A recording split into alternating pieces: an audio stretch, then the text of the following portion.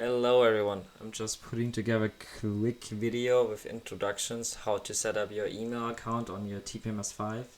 Very important, this applies for most email accounts like Yahoo and Gmail, that you have to go in your desktop application into your security settings and generate an app password.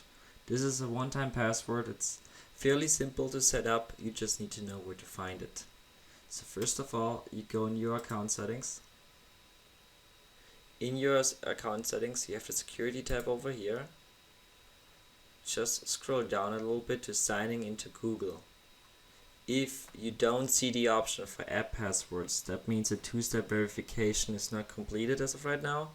So please complete this first.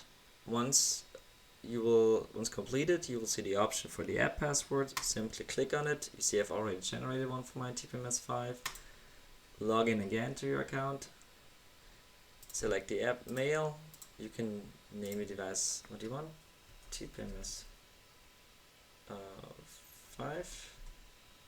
You generate a code, and here you have a one-time code that you're seeing right there. Now keep this on the screen. Grab your TPMS5. Go in your email settings. Just type in your Gmail email address, and this is your password.